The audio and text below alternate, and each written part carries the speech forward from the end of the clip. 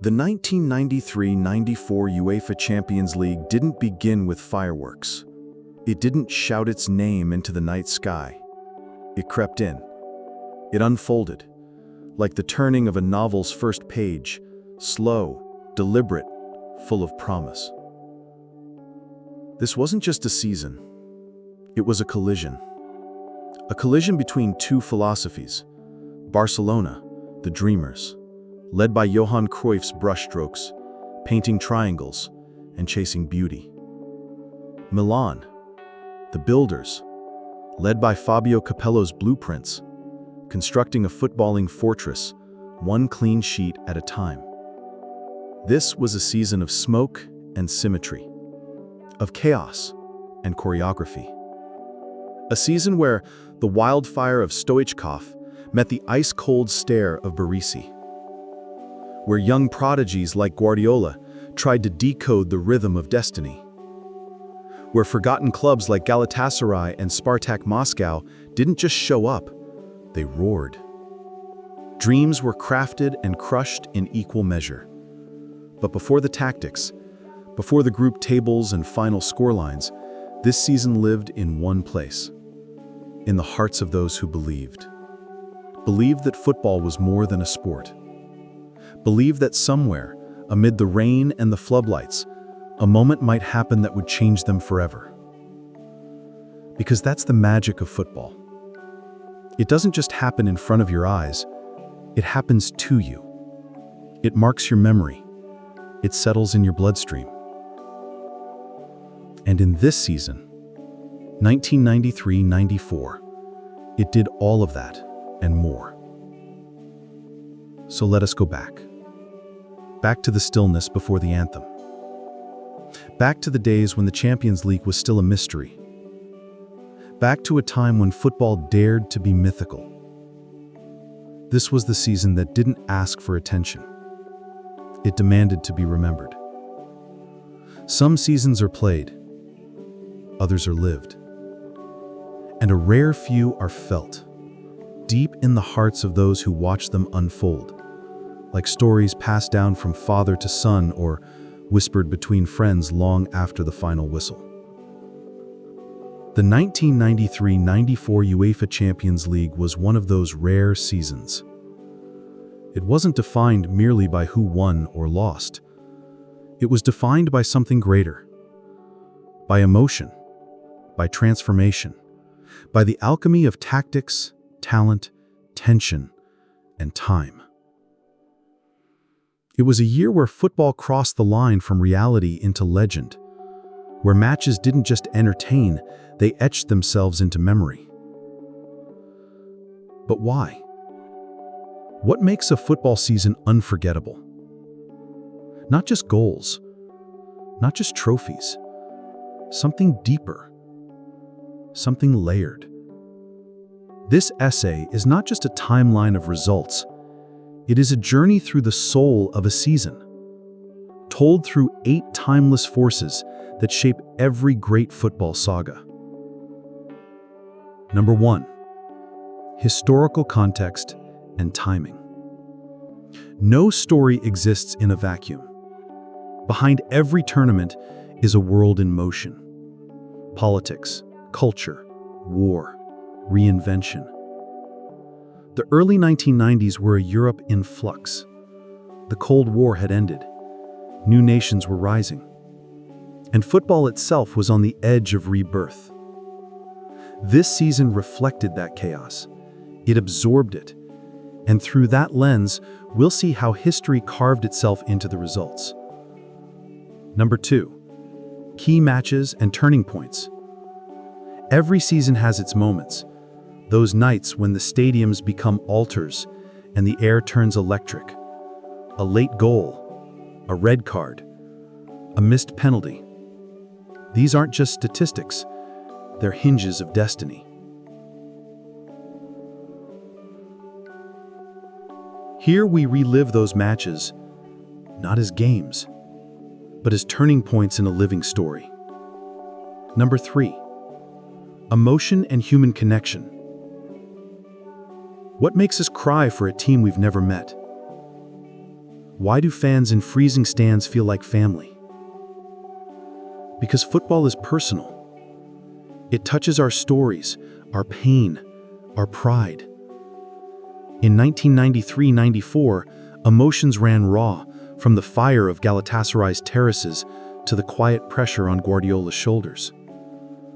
This part is not about formations. It's about feeling. Number 4. Stars and personal legends. Every season crowns new gods. Some are expected. Romario, Stoichkov. Others arrive unannounced. Savicevic, Desailly, Cruyff. We'll tell their stories, not just how they played, but what they meant. Because in the end, football is a human drama, and the actors matter. Number 5. Tactical genius and coaching impact. Football isn't chaos. It's design. Behind every goal is a thought. Behind every defensive wall, a philosophy. This season brought Cruyff and Capello, two of the greatest minds in history, into silent battle. Their teams didn't just clash on the pitch, their ideas collided. We'll examine how strategies shaped fates and changed football forever. Number 6. Underdogs and surprise narratives. It's easy to cheer for champions, but the soul of football lives in the unexpected, in the clubs that no one believed in until they left giants trembling. Galatasaray, Spartak Moscow, Werder Bremen, Monaco. They didn't lift the trophy, but they lifted hearts. Number 7. Controversy and drama. No epic is complete without chaos. The 1994 season had its share. Decisions that sparked rage, games clouded by tension, players pushed past the limit. These moments weren't pretty, but they were real. And they shaped the outcome, as surely as any goal. Number 8. Legacy and aftermath. When the lights went out and the final was done, what remained? This is where we ask the hardest question. What did it all mean? How did this season shape the next generation, the next philosophy, the next icons? Because football never truly ends. It only evolves. So let us begin the story, not just of a tournament, but of a time, a feeling, a myth. Welcome to the 1993-94 UEFA Champions League. A season not designed to be remembered, but one that refused to be forgotten. Before a single ball was kicked in the 1993-94 UEFA Champions League, the world had already changed. Football didn't exist in isolation. It breathed the same air as the nations it represented. And in the early 1990s, that air was thick with transformation. The Cold War had ended. The Berlin Wall had fallen. The Soviet Union no longer existed. Yugoslavia had shattered into fire and fragments. The European community was evolving into the European Union. Borders were redrawn. Flags were rewritten. Languages reclaimed. Football, like the continent itself, was standing on a knife's edge between what was and what might be. A shifting continent and a shifting game. In the years leading to 1993, Europe's political and cultural landscape was in turmoil. Countries were being born overnight. Others were dissolving quietly, or violently.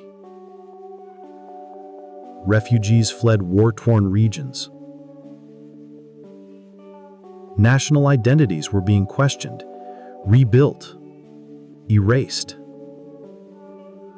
And football felt it. Clubs from former Soviet states were now playing under new flags. Clubs still felt like clubs, not global corporations.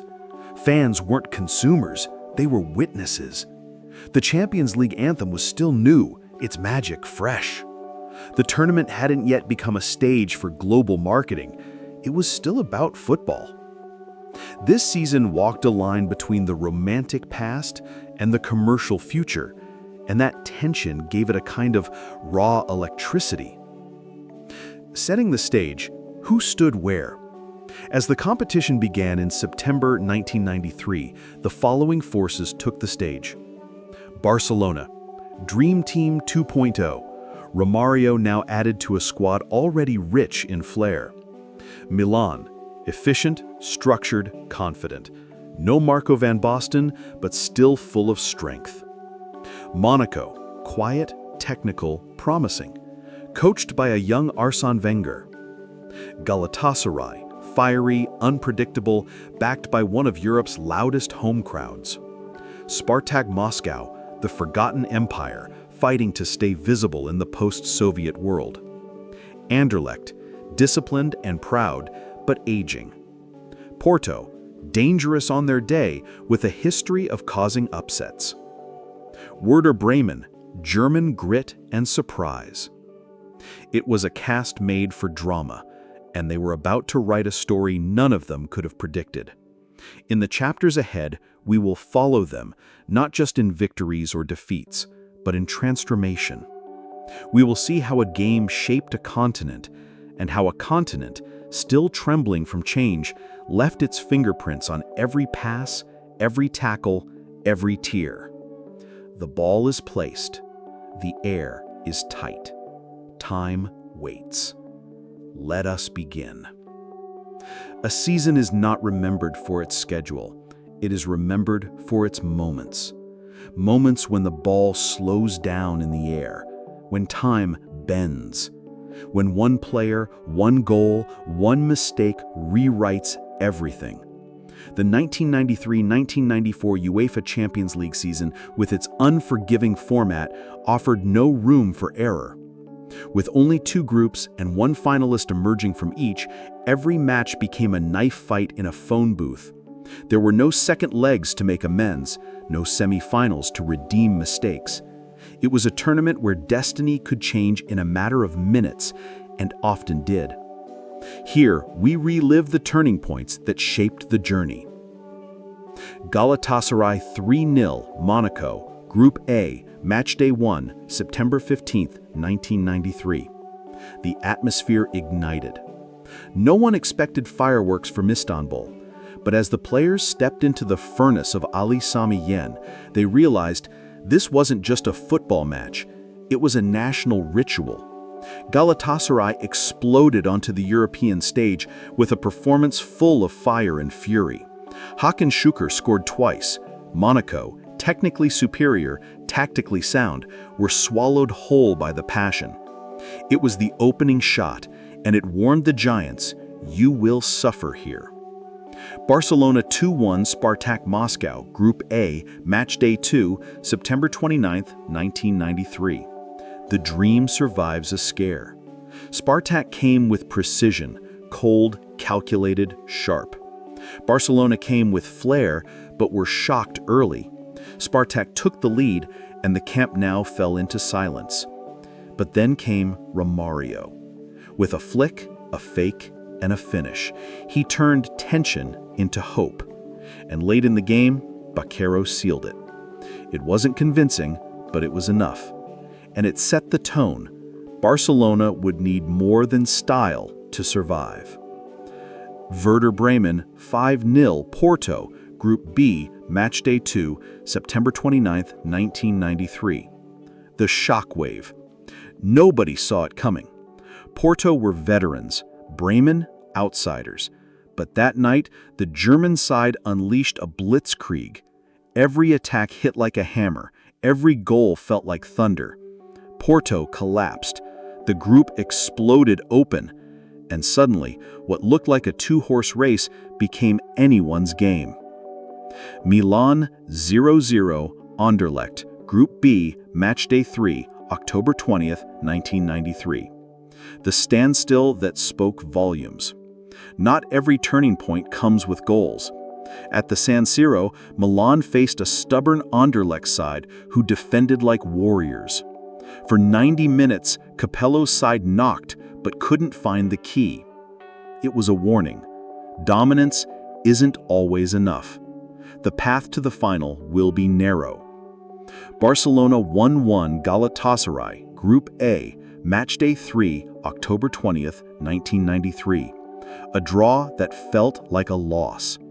Barcelona were at home. They needed to win. But Galatasaray, riding the fire from Istanbul, refused to yield. The Turkish side scored early, and for long spells it looked like an upset. Only a late equalizer from Stoichkov saved the day. 2 points dropped, 2 warnings received, and Barcelona's smooth path to the final was suddenly littered with doubts. Milan 3-0, Porto, Group B, Matchday 5, November 24th, 1993.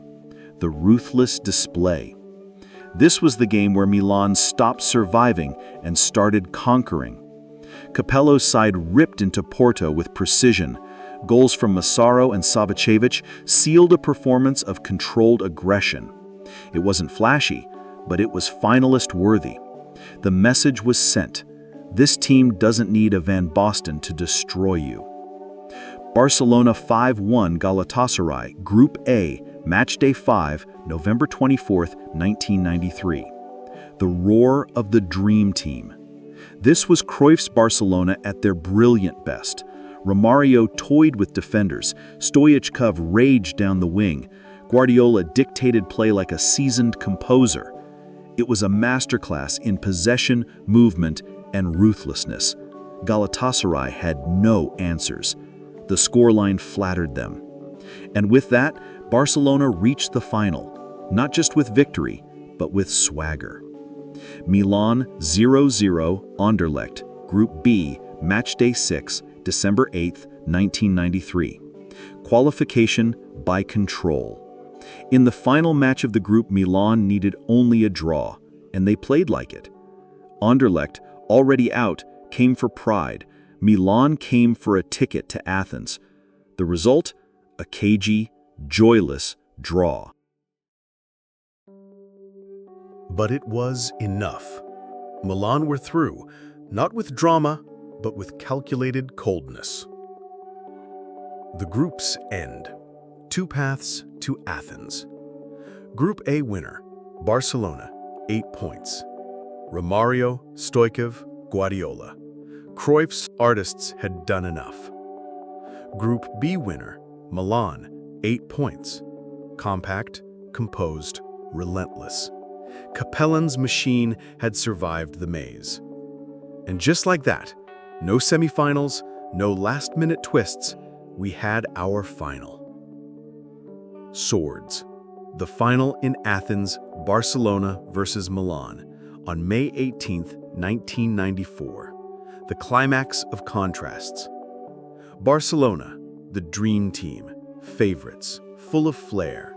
Milan, missing stars, written off by the media, tight and tired. But on the pitch, Milan tore the script to shreds, a 4-0 destruction, one of the most dominant finals in football history. A tactical and emotional masterclass, a humiliation for Cruyff, a coronation for Capello. It wasn't just a turning point, it was a turning page in the story of European football. Some seasons build slowly, others hit like lightning. The 1993-94 Champions League delivered thunder from the first whistle to the final roar. Now that the events are set, the goals counted, the games played, let us go deeper. Football is not just a game.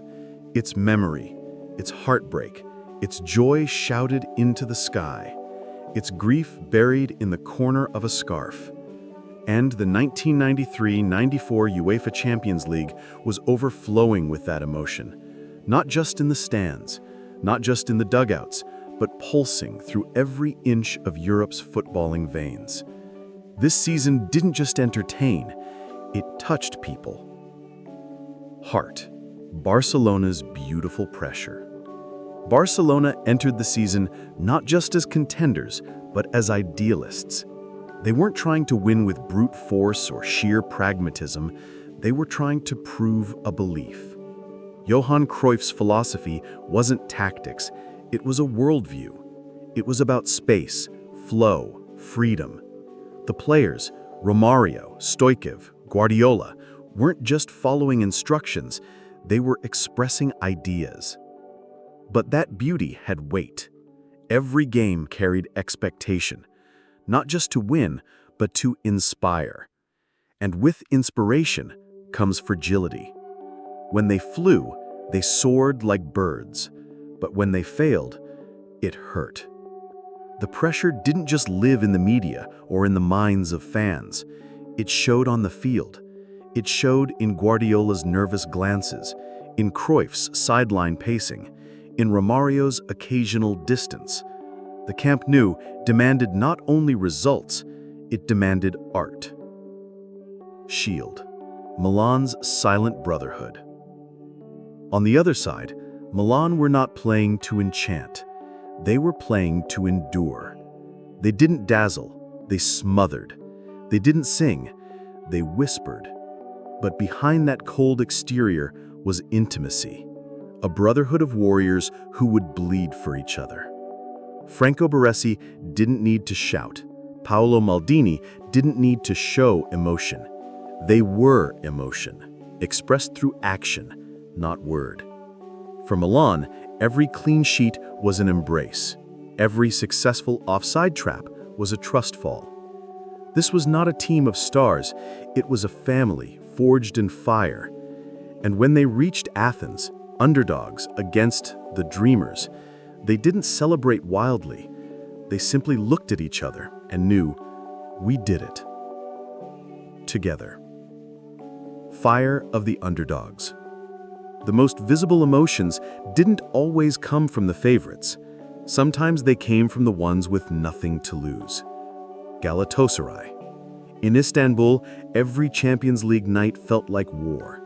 Not out of violence, but out of passion. The crowd didn't sit, they roared. They didn't watch, they lived.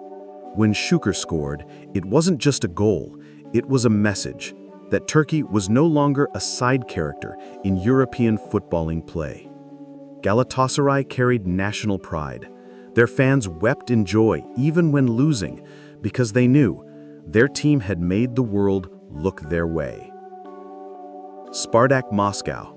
In Moscow, the mood was different, quieter, heavy. The Soviet Union was gone. The economy was in chaos. Identity was being rewritten. But football? Football was still there. Spartak's campaign wasn't just about points. It was about preserving pride. Every minute they played, they held up the flag of memory. A reminder, we are still here.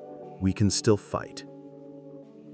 Family in the stands, the people's story. If the pitch was the theater, the stands were the soul. In Istanbul, fans prayed before matches, not to win, but to feel worthy of the badge. In Barcelona, children wore Romario shirts to school, believing they could become artists too. In Milan, fathers taught sons about Baresi the way others spoke of warriors and kings. In Brussels, Anderlecht fans waved flags, knowing it might be their last European ride for years. These weren't just fans, they were storytellers. Every cheer, every chant, every gasp became part of the narrative. Crying, joy, and the final countdown. As the group stages reached their end, emotion intensified. Barcelona's qualification was not just celebration, it was relief. Milan's quiet clinching of Group B felt like vindication. For the teams left behind, there were tears. Not because they failed, but because the journey had meant something. And in Athens, when Milan stood across from Barcelona, one team draped in philosophy, the other in precision, it was more than a final. It was a metaphor for love and discipline, for chaos and code, for feeling and order. And when Milan crushed the dream with a 4-0 masterclass, the emotions exploded in unexpected ways. Cruyff, stunned, stood silent, his dream shattered. Desailly, who scored and dominated, raised his arms with quiet glory. Fans across the continent realized the dream didn't die, it was simply challenged. Football is not measured in trophies. It is measured in tears, in fists raised, in hugs that say nothing but mean everything. And this season, it gave us all of that. Tactics win games, teams win tournaments, but players are what we remember. It's their faces we see in old photographs, their names we chant, their moments. One pass, one goal, one celebration that replay in our memory like old songs. The 1993-94 UEFA Champions League wasn't just a story of Barcelona and Milan. It was a gallery of characters, men who didn't just play the season, they defined it. Some arrived as icons, some became legends overnight. All of them left a mark. Star, Romario, the Samba genius. He didn't run, he glided. He didn't strike, he whispered to the ball, and it obeyed. Romario was unlike any forward Europe had seen. Small, sharp, silent. Defenders never knew when he'd strike until it was too late. At Barcelona, he was the soul of Cruyff's dream team. Elegant, effortless, electric. He scored goals that didn't seem possible, flicks that looked casual but were pure cruelty. For Romario, football wasn't competition, it was art. Though he didn't score in the final, his presence had already shaped the season's rhythm, bringing joy to millions, fear to defenders, and swagger to the Champions League. Hristo Stoichkov, the fire starter.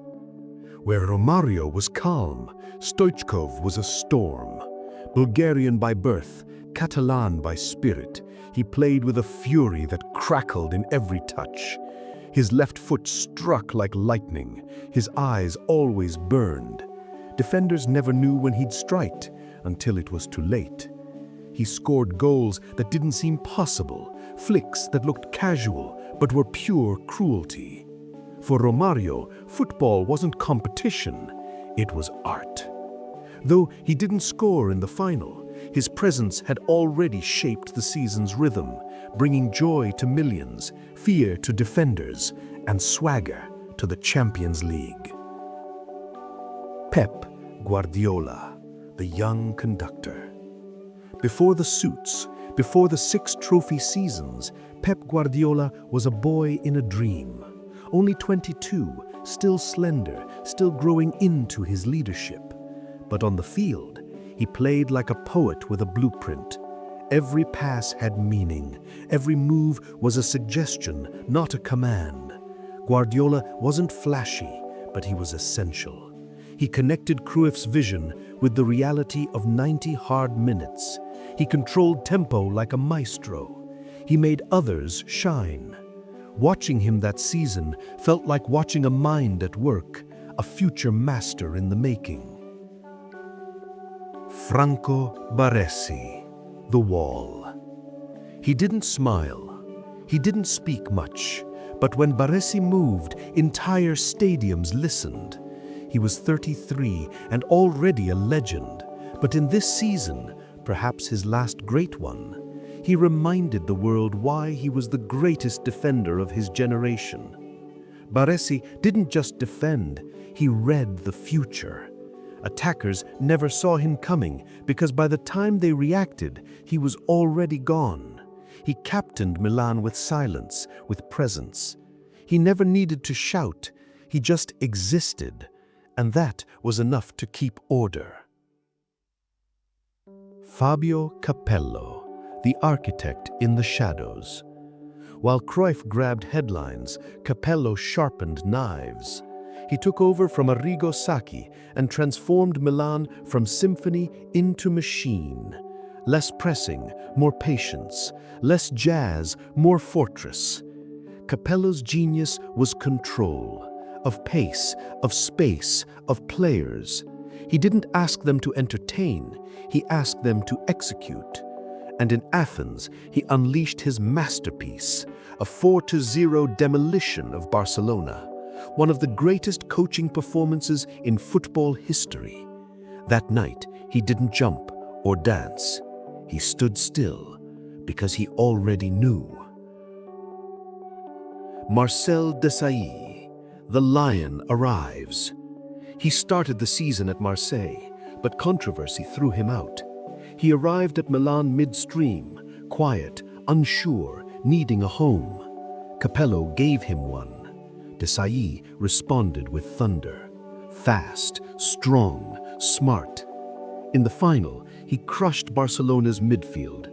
And then he scored, becoming the first player to win back-to-back Champions Leagues with different clubs. From outsider to final hero, Desailly wrote a script no one saw coming. Dejan Savicevic, the mad genius. 1 minute, he vanished. The next, he was past 3 defenders, lobbing the keeper with a wink. Savicevic was pure Balkan chaos. A talent so wild that even his coaches weren't sure when to trust him. But in the final, Capello unleashed him, and Savicevic delivered a performance for the ages, culminating in a stunning goal, lobbing Zubizarreta from an impossible angle. That night, he wasn't a player, he was a magician. And for 90 minutes, the world believed in miracles. The young guns, Yuri Djorkaeff, Lilian Thuram, and Rui Costa. Beyond the giants, new stars were being born. Yuri Djorkaeff, Monaco's elegant spark, danced through defenders and hinted at brilliance to come. Lilian Thuram, raw but fearless, stood tall in pressure. Rui Costa, still baby-faced at Porto, already looked like a midfield conductor waiting to explode. They didn't win, but they announced themselves. And football, eternal, patient, took note. Legends aren't born, they're revealed. The 1993-94 season didn't invent these men, but it revealed them, in moments of chaos, in the silence after goals, in eyes locked before finals. These weren't just players, they were archetypes, the artist, the warrior, the rebel, the thinker, the conductor, the phantom. And together, they turned a tournament into a myth. Football is often romanticized as a game of spontaneity, of last-minute goals, moments of brilliance, the unpredictable bounce of the ball. But behind every magical moment, there is often something colder, sharper, more methodical. A plan, a blueprint, a vision from the man in the coat on the sideline. The 1993-94 UEFA Champions League was not just a clash of players. It was a duel of philosophies, of minds, of coaches who didn't just instruct, but envisioned. This was the season when tactics weren't behind the curtain. They were center stage. Johan Cruyff, the philosopher king. If ever a team was shaped in the image of its manager, it was Barcelona. He didn't just coach them, he sculpted them. His football, rooted in Dutch total football, was more than a formation. It was an ideology. Positional play. Every player had zones, but also freedom. High pressing, Win the ball back within seconds. Technical superiority. The ball must never be feared. Fluid front line. No fixed striker, only roles to rotate. Cruyff's 3-4-3 diamond was risky. It was beautiful, but it was also vulnerable. When it worked, Barcelona danced. When it didn't, Barcelona crumbled. This season showed both sides. The group stage saw his system flow. Romario drifted between lines. Stoichkov cut inside with fury. Guardiola pivoted between defense and dream. But in the final, Milan attacked the space his philosophy demanded. They exposed not just the defense, but the idea behind it. That night, Cruyff's brilliance met its match, and even geniuses must sometimes fall. Fabio Capello, the engineer. Where Cruyff painted, Capello carved. His Milan didn't want beauty, they wanted perfection. Capello inherited Arrigo Sacchi's legacy, but refined it. Less man-marking, more zonal responsibility, a flat back four, midfielders who pressed and passed but never panicked. Capello's tactics were defensive solidity. Baresi, Costacura, Maldini and Panucci moved as one. Midfield shields, Albertini and Desailly absorbed and launched. Surprise attack, Massaro ran the channels, Savicevic brought chaos. The genius? Milan never looked rushed. They smothered teams with shape. Then, when the moment came, they struck surgically. In the final, Capello didn't just beat Barcelona, he deconstructed them, goal by goal, idea by idea. It was one of the most masterful tactical executions in European Cup history. The contrast, dream versus discipline, this season wasn't just about teams, it was about a footballing debate. Cruyff believed in risk and reward, while Capello believed in structure and patience. Both ideologies had value, and both reached the final. But only one triumphed. In the most poetic irony, it was the team with fewer stars, missing Baresi and Costacurta, with no Van Basten or Gullit, that triumphed not in defense, but in ruthless, organized attack. It wasn't a contradiction, it was Capello's perfection. Wenger's Monaco, the gentle revolution. Before Arsène Wenger changed England, he shaped a revolution in the south of France. His Monaco side in 1993-94 was small, young, and easy to underestimate. But tactically, they were years ahead with ball retention under pressure, midfield fluidity between Djorkaeff, Petit, and Thuram, and the use of pressing triggers on weak side defenders. Monaco didn't win, but their presence in the group stages signaled a shift that tactical sophistication could come from anywhere and anyone. The rise of intelligent midfields. One of the defining features of this Champions League season was the intellectual midfield. No longer just runners or destroyers, midfielders were thinkers. Guardiola dictated pace with brain, not brawn. Albertini read space and tempo like a chess master. Desailly combined physical dominance with clean distribution, and Djorkaeff attacked through subtle positioning, not speed. It was a season where the middle of the pitch became the engine room of philosophy and of the future game. A tournament that redefined roles. Fullbacks became playmakers, Panucci, Sergi. Defensive midfielders became quarterbacks, Guardiola, Albertini. Forwards floated between lines, Romario, Savicevic. Coaches became narrators as much as tacticians. The 1993-94 season was the bridge between two eras, from rigid man-marking to zonal responsibility, from raw speed to intelligent spacing, and from stars who scored to stars who thought. Tactics may be invisible, but their impact echoes. We don't always see the system, but we feel it. In the slow build-up, in the sudden press, in the substitution that changes everything. The Champions League in 1993-94 wasn't just about what happened, It was about how it happened and why. Because behind every kick of the ball was a coach's fingerprint, and in this season, those fingerprints shaped history.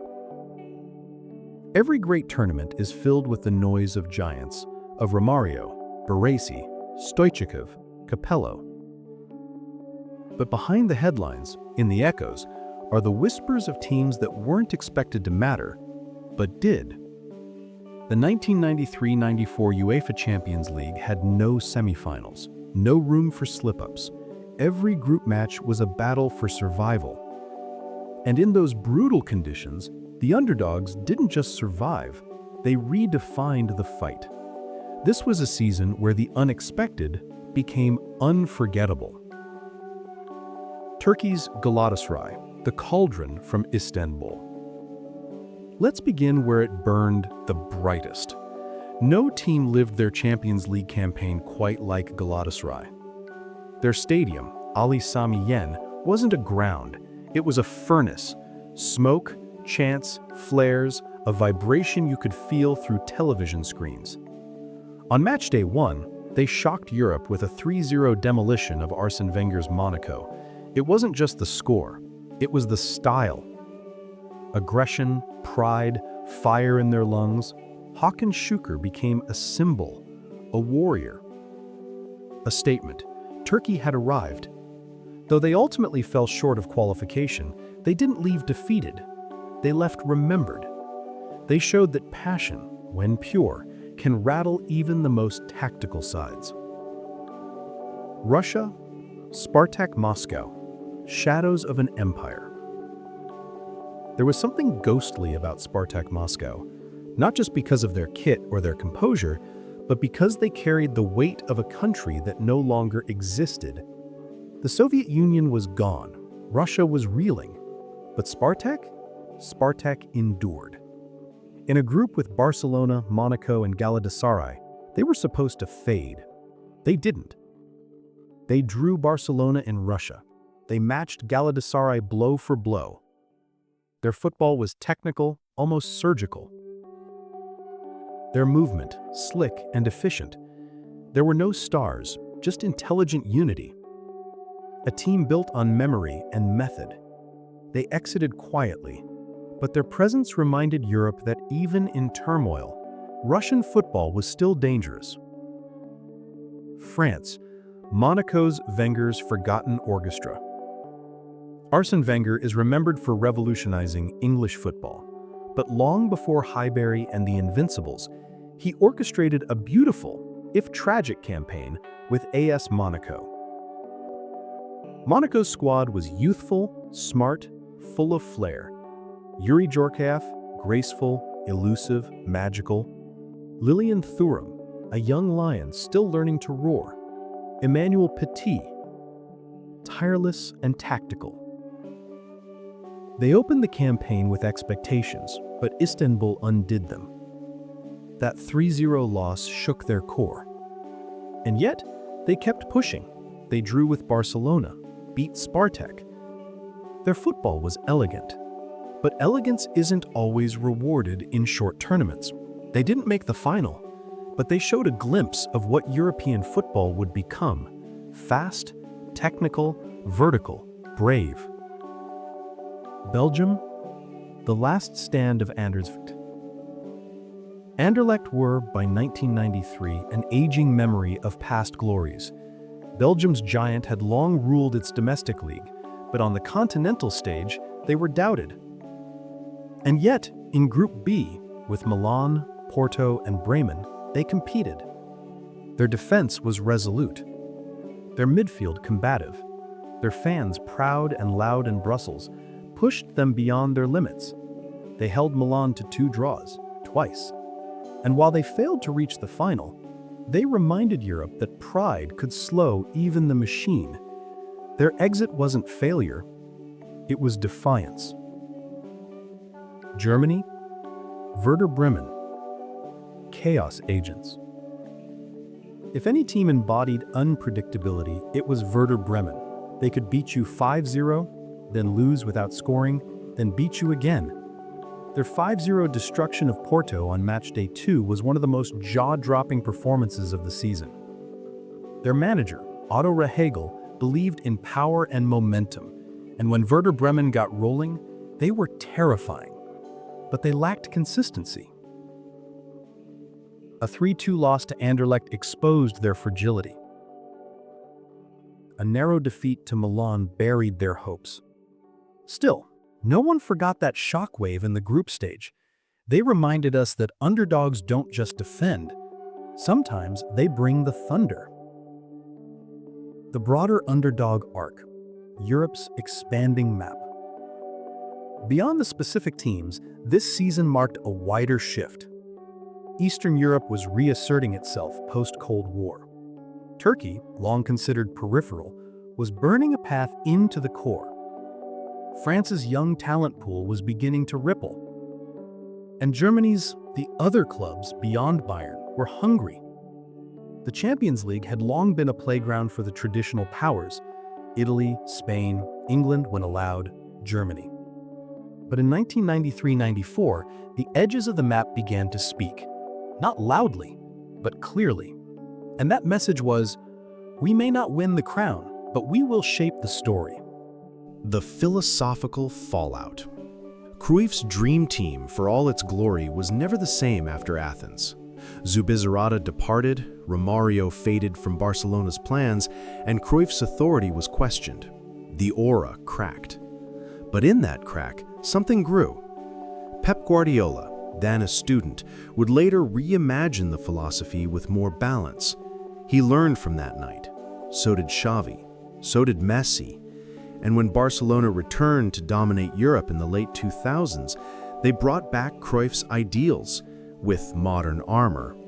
The defeat in 1994? It was the seed of a future dynasty. Capello's legacy cemented. For Fabio Capello, Athens was a crowning moment. He proved you could win beautifully with discipline, that brilliance could be engineered, not just expressed. He turned Milan into a machine, but not a soulless one. Savicevic, Desailly, and Massaro all flourished under his system. He allowed improvisation within structure, making Milan the most feared team in Europe without their biggest stars. His victory reasserted Italy's tactical dominance, setting the stage for a decade where Serie A ruled Europe's elite. The rise of the periphery. Spartak Moscow, Galatasaray, Monaco, they didn't win, but they signaled a shift. Russia was back, Turkey was burning bright, and France's golden generation was maturing.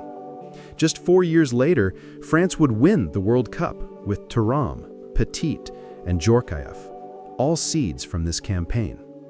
Their stories began here, in echoes, in defeats, in glimmers. The 1993-94 season opened the door for new power centers in football. Desailly's rare feat. Marcel Desailly made history with 2 Champions League titles in 2 consecutive years with 2 different clubs, 1993 with Marseille and 1994 with Milan. No one had done it like him. In doing so, he became a symbol of resilience and reinvention. His performance in the final wasn't just brilliant, it was complete, encompassing defending, distributing, and scoring. He proved that greatness doesn't need stability, it needs courage. The format, a final farewell. The 1993-94 season was the last to feature just 2 groups leading to a final. From 1994-95 onward, UEFA expanded the Champions League with more teams and reintroduced knockout stages as commercial growth began to explode. This season then became the end of an era, a tighter, pure version of the tournament where every match was life and death. Its compact format created pressure, drama, and myth, and its disappearance only heightened its nostalgia. It was the last breath before modern football truly arrived. What could have been? This season left many wondering, what if Marseille had played? What if the semi-finals existed? What if Barcelona had rotated? What if Cruyff had adjusted? The answers don't matter, but the questions? They keep the story alive, because legacy isn't just what happened, It's what haunts us. Moments etched in time. When we think of 1993-94, we don't just see trophies. We see Stoichkov staring down defenders like a mad poet, Romario floating between worlds, Savicevic lifting the ball over Zubizarreta as if he were brushing away a memory, Baresi suspended but still casting a shadow over the final. The Milan bench erupted, not in surprise, but in release. We hear the final whistle. We feel the shockwaves. We remember. A season that refused to be ordinary. The 1993-94 UEFA Champions League did not ask for immortality. It earned it. Through beauty, brilliance, breakdowns, and balance. It was a football season, but more than that. It was a myth in the making. A symphony of tactics, stars, fury, underdogs, and legacy. And long after the boots were hung and the stadiums emptied, it still plays. Do you have any memory about this tournament?